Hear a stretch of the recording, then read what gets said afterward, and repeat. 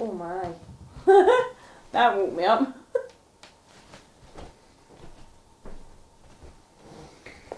Yeah. Oh. Right, I'll use that as my wee thing. Guidance. My guidance. Back again. Much to everybody's delight. So another thing we got asked about was work. A lot of people have been asking questions about like risk assessments and stuff like that. I'm not really too much into the background of it, but just make sure as you're going through your trimesters that you are keeping your risk assessments. Yeah, well, your employer should initially do one when you tell them that you are pregnant, but then when you go into your second trimester, they should review it. If they haven't already reviewed it beforehand, and also if you're still at work going into your third trimester, which is totally up to yourself if you work that length. If you can work, obviously, depending on the like how strenuous your work is. Yeah, it depends on your type of job. They would then have to do another review at the third trimester as well. I mean, it's great if you can work from home. That's ideal. But there's a lot of things that you need to go through. I mean, as I discovered, my back became absolutely hellish, and my job isn't like the best job for that. So, changes had to be made, like adapted, so that I could work to what I wanted, because I didn't want to leave right away. I felt kind of like incapable of as such. You also didn't want to affect your maternity time no, as well. No, exactly. You're sitting thinking how much time you'll have at the other end, like with your child. But I used my holidays first, and then went on to maternity.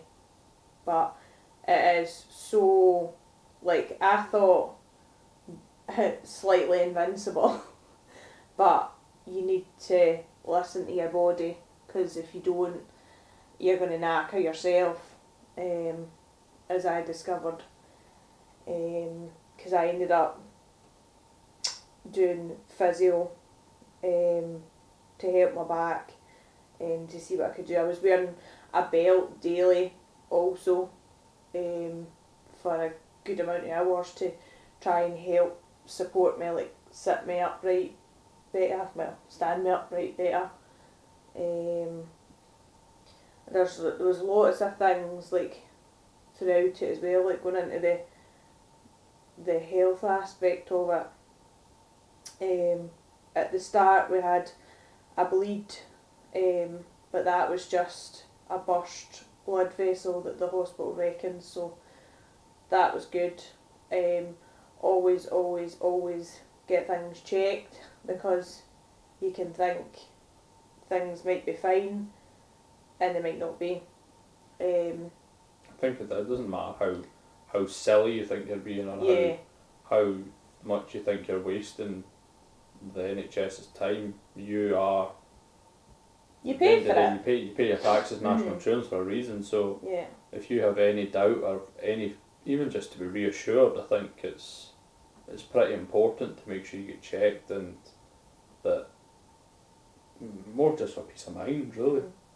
Yeah, because I felt like an idiot. I felt like, oh God, I'm going to go here and this is going to be a period or something like that. But see, even if it is, because I wasn't used to having periods, I was on a continuous pill, so I wasn't used to it, so I didn't know what was going on. And obviously, your initial thought is like bad things. It's your mind's going, because I was under 12 weeks at the time, so you're worrying that it's miscarriage, things like that.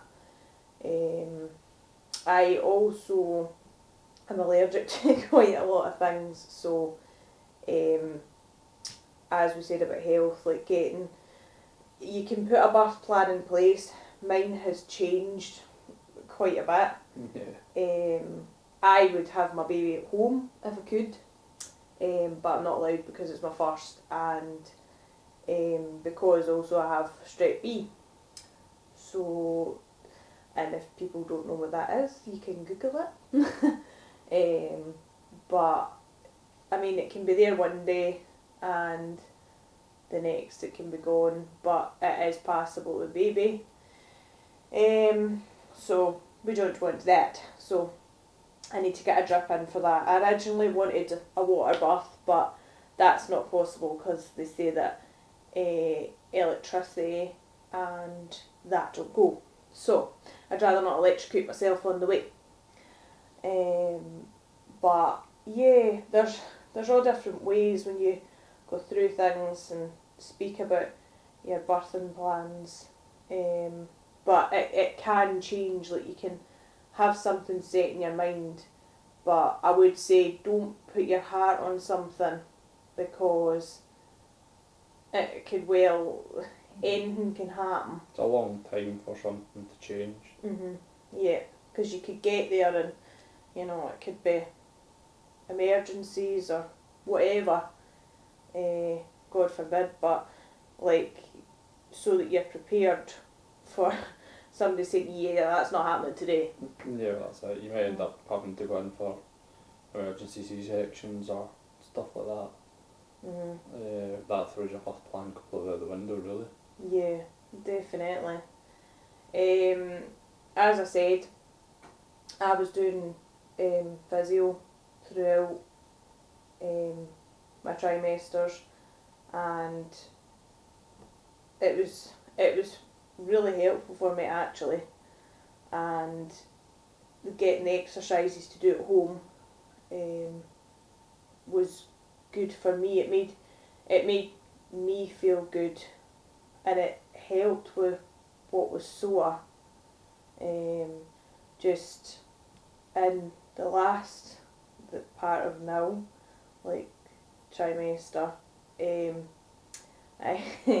I ended up with muscular skeletal. How do you skeletal? Sciatica on one of my sides. One of my sides decided to give up the ghost. So I ended up in crutches, and please, for the love of God, if you think you're invincible and you think that you can just don't let your body rest. That's a very hard thing for me. So, and being used to doing everything for yourself, and then Cameron had to come off work in order to help me because I couldn't really get in and out the shower. I couldn't dress myself really, and it's sore. It's not nice. Just due to obviously the way like baby's lying, and I'm told it's a totally natural thing and it will go. So I mean, you can do things to sort of help ease it, but then you can also do quite a lot to yourself that could make it worse. Yeah, like, I mean, sciatica at the end of the day is a trapped nerve, and there is many things that you can do to help the sciatic nerve, like the tension on the nerve release, but there's only so much you can do being pregnant. There's a lot of things that you can do when you're not pregnant that help, and you obviously can take painkillers for a start, like when you're only able to take paracetamol to try and relieve sciatic pain. It doesn't really help. No, you get a set amount of like heat as well, because obviously they're saying like hot water bottles aren't that great and stuff like that. So and if you're struggling at the end up getting in and out of baths, and especially if you've got a sciatica, then it's quite hard you're just in pain all the time. Like, turning, moving, standing. I mean, my God, like, I'm so lucky in the house having the 2 bathrooms because, my God, the stairs were an absolute mission. Yeah.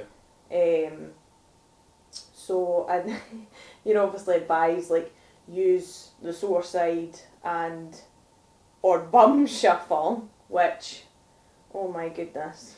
But, yeah. So, but I also had low iron as well, so had to get tablets for that. That did come up eventually. Yeah. Like took a few months, but it did come up. That came back up because I wondered why I was so tired and like just so Yeah, you didn't really have much kind of go about me at all in the end up. Because for me, like I was such a get up and go and energetic person. Like I quite sustained my weight. Is that the words? But yeah.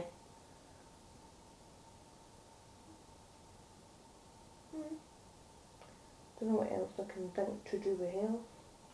Or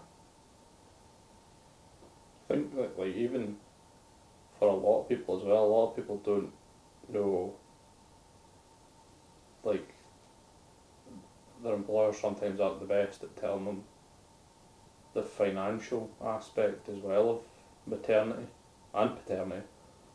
Like statutory maternity is usually 90% of your salary for 6 weeks, followed by 34 weeks, 33 weeks at statutory maternity rate, which is what, 157 a week or something. Might change with the tax and things, and obviously paternity is not really great, to be honest. Because a lot of folk had obviously asked me, like, how are you going to cope when Cameron's not there? Because Cameron works 2 weeks on, 2 weeks off. But I think you can pretty much answer that. Like, yeah, a lot of people saying why, like, are you going to change? You won't be doing that job when the baby comes. What are you thinking of doing? Well, I don't see why I would have to change my job. Why would I change my job knowing that I can spend 2 whole weeks with my wee boy and also Stephanie?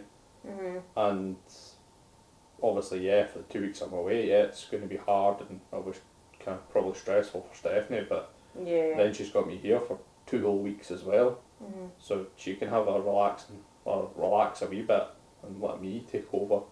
Yeah. At the end of the day, I would rather that than work a job 8 till 5 and not see maybe see my wee boy for a couple of hours in the morning and a couple of hours at night every day. You're knackered as well. Yeah. And that's what we're saying as well. We've got one set of grandparents, so it's kind of pressure for everybody, but we're lucky that we can all kind of share and divide it. Yeah. So I think that obviously the financial aspect as well for a lot of people as well. Like nursery, I mean, not a lot of mothers would want to part with their children at such a young age for them to go back to work. No. And unfortunately, the government don't really do much to help that. They're better now, right enough, than they were. Like. Yeah, I suppose, but I think it's just everything's so expensive. Childcare's expensive. Obviously, people try to get back to work as soon as possible, but it's just it's difficult. Like you've got obviously say single parents, or like say they didn't have like their parents or whatever. They don't have maybe support networks that other people would have. Yeah. So then it is so much, like you're saying about health as well, like that's so much stress, like that's the emotional as well. They're already hormonal, like women. It's I think in essence as well, like I'm not saying that Cameron's not educated, he's done pretty well through all this, but I think there should be more for guys as well, like, in order to help them to understand to a degree how women feel. Yeah, but I think like so there is obviously apps for that. One of the apps I used was Dad Natal, Mm-hmm. and it's actually very informative, and you can actually, well, you can talk to other dads for a start, and you can vent if you're feeling stressed with your wife if she's stressing you out. Mm-hmm. But there's also a lot of information on there for how your wife's feeling or partner's feeling, or how they're how the mother's feeling during pregnancy, from simple things of just what the feeling's like to go for scans and things like that, all the way up to the kind of nitty gritty, talking about the more kind of in depth stuff of what's actually going on in mum's Yeah. body with the baby, and the kind of steps to labour and things like that. It's how she's feeling, how you're going to be feeling. That can be very in depth if you Mhm. want to watch and Want to look into it. look Yeah. into it, yeah. Mm-hmm. But it obviously depends on how far you want to go, how much you actually want to know, and how much you want to just Yeah. leave the mystery. Definitely. I mean, it's good for us as well. Like, I know apps aren't the same as going to classes and stuff, but it's good for us because we can ask questions openly, and we're not bothered, because at the end of the day we don't really know these people. But sometimes you're actually gaining friendships out of it. I mean, we're so lucky for certain things as well, like when, as I've just said about single parents as well, your Scotland baby box, like, Yeah. that's amazing. Like, the amount of stuff you get in it, like, that would really help people who don't have a lot or whatever. I know there's one for every child, but a lot of people donate them as well, which is nice. That other people are in thought to them. So yeah, trying to think if there's anything else about work or health. I'll have a wee nosy and see if there was any other questions that people had come up with. Oh yeah, just make sure, like, obviously you've got copies of everything, like, to do with your work, or even your notes, like your health notes for midwife. Just make sure you've got everything as a copy for yourself, a backup for you.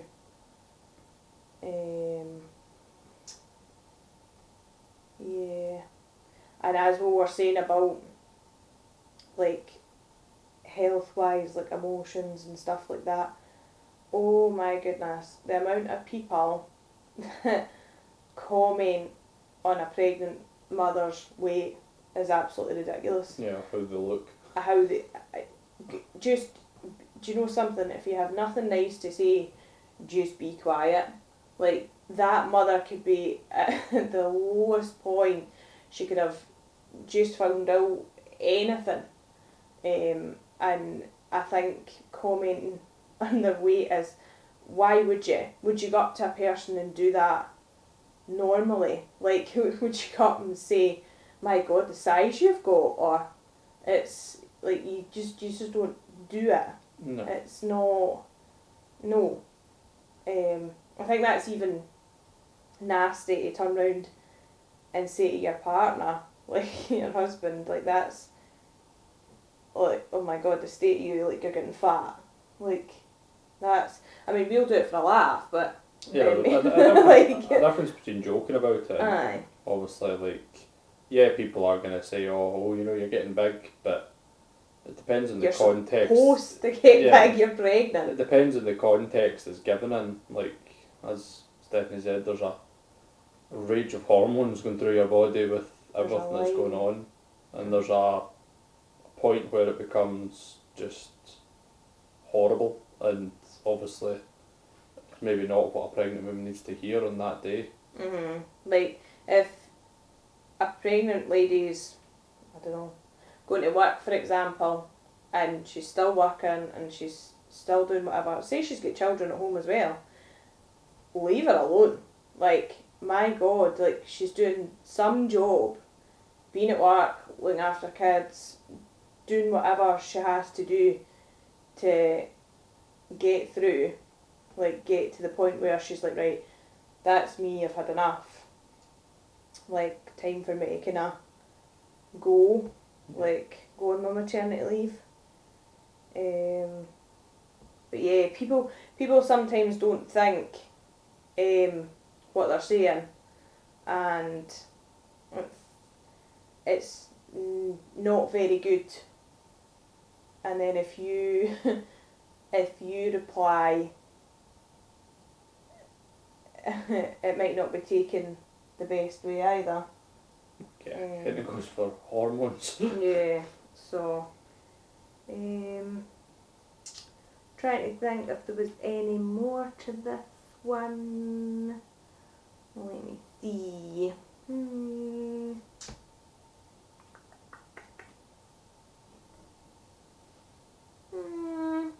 think as well, it's a good thing to mention as well that your employer, by law, has to pay you for all of your maternity appointments as well. Yeah. So you are, even during your working hours, you are entitled to leave and go to midwifery appointments, or if you have to go to physiotherapy because of your maternity during your pregnancy, you are entitled to take that time and go and still be paid for it. If it's, and they can't stop you going by law. By law, you're allowed to go and take as long as you need to, as long as your appointment lasts. They can't stop you. They can't do anything about it really, unless obviously you work shift work and they maybe get you to do a different shift for that purpose.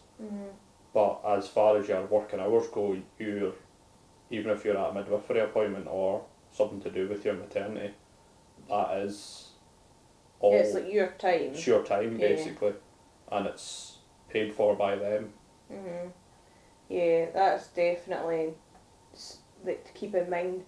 And if you feel like things are too much, you have to say, like, you have to tell them if you feel that something's wrong, or you're better to say something than say nothing, rather than sitting in the backdrop and just leaving it because you think it's silly or whatever. I think as well, like, obviously a lot of people don't really want to talk about the pregnancy in early stages. No, I think people are quite. I think even depending on your job and what you do, it's sometimes maybe better to speak to your employer sooner rather than wait. I know obviously a lot can happen between your first couple of weeks of pregnancy up to 12 weeks before you get your scan. But I think if you're not by law got to tell them, I think it's 15 weeks. So 15 weeks. Yeah, got to say. Obviously, unless you don't know, which happens, people go months without realising they're pregnant. But yeah, definitely. There is obviously, you've got to be careful that you tell your employer as well, because in case it happens. Yeah, purely in case it happens to you or baby. Baby's the most important thing. Yeah, definitely. You need to do your bit to keep them safe, and your employer has to do their bit to keep you and baby safe. Yep, I would say so. And the last one that I was going to add onto this one was definitely mindfulness. Like, if she gets to watch this, the mother-in-law will definitely say, yeah, I've taught her something. So it's changing the way you look at things, the way you act, I suppose.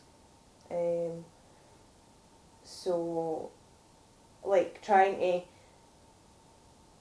make things more positive. Like, speak to yourself each day. Like, why would you say to yourself, I can't do this? Like, you can do it. It's the most natural thing. And you just need to keep going with that. Like, keep putting something into your mind, because I was quite like, oh, how am I going to do this? How am I going to do that? Because I'm terrible. I've got a total different outlook on hospitals and other things. But yeah, so I think even just that positivity from someone else saying, you look great, like, or just something other, like, you don't want to hear horror stories. That is one thing you just, no. No, I think like, there is obviously horror stories out there. People have been through horrible things, and you get that. I think a lot of people understand that, and yeah, I'm not saying people shouldn't talk about these things, because they should. That everyone's entitled to talk about them. Mm-hmm. But I think it should depend on who you're talking to. I mean, if the person's quite a timid, kind of anxious person, don't go and tell them how you heard about this and heard about that person who had this problem, and just tell them it's going to be okay. Like, especially if it's their first child, let them get through that first. If they go and research these things, and obviously that's different, that's their choice, but don't you implant that in their head for them to then panic about that for 3, 4, 5 months, thinking, God, when I get to this point in birth, this is going to happen, that's going to happen to me. You could be someone that takes 2 paracetamol and baby comes out, or you might be someone that needs an epidural or something strong to help you, but that's your body, and that will depend on your scenario. Not everyone has that scenario, and I think like it's a one born every minute and things like that. It's usually quite exaggerated to, obviously for TV purposes, but I'm not saying every mother's pregnancy's perfect, or like that's not the case, that they did act like that, but I think there's a lot of mothers out there who breeze through it in a sense. Yeah, I think you've just got to think as well, like, your body is doing an amazing thing. It's mad, actually. It's doing something my guy's body can't do. I mean, the changes through time, like, you've got to, that's another thing as well, looking in the mirror, and you're sitting thinking, like, how many things have I said, like, oh this, or oh that, or oh this, but you've got to realise that these changes they're going to come, and if you're very lucky and you don't get them, because, like, one for me was, I was doing so well with stretch marks, and I was keeping up my daily routine morning and night, and then I got to about 20 odd weeks, something like that. 22, 24 weeks. And then I started to get stretch marks on one side of my body, and I thought, right, okay. And then I got it on the other, and then I got it all the way up to kind of mid my stomach, and then also down my legs. And I thought, oh my God, like, is this ever going to go? No, it's not. Like, this is hideous. Like, you look at